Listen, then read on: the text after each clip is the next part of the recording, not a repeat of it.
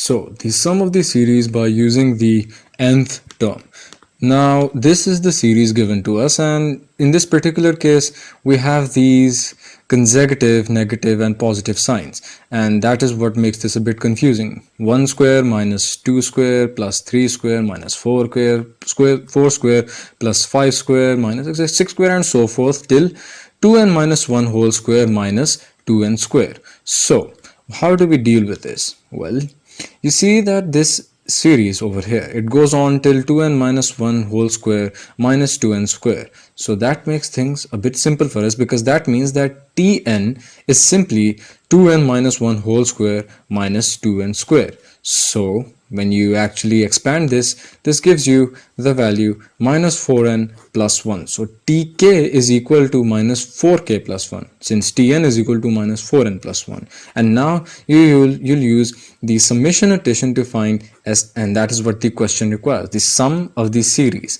So Sn is equal to t1 plus t2 plus t3 plus t4 and so forth till tn. And so this now becomes the summation from k is equal to 1 to k is equal to n of tk.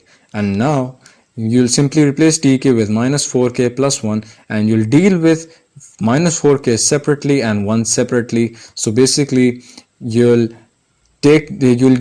apply this summation on minus 4k, and then you'll add it into this same summation on 1.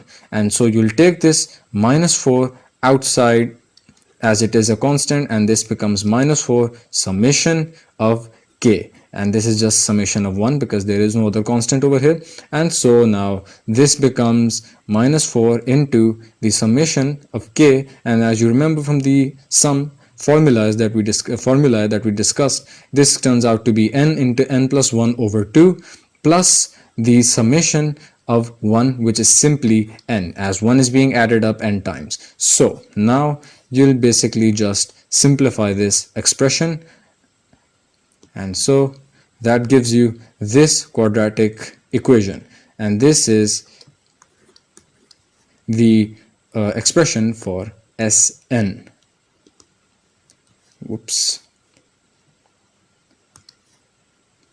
just a second. Yeah, this is the final expression for Sn. This is more simplified, and you can even further simplify this actually.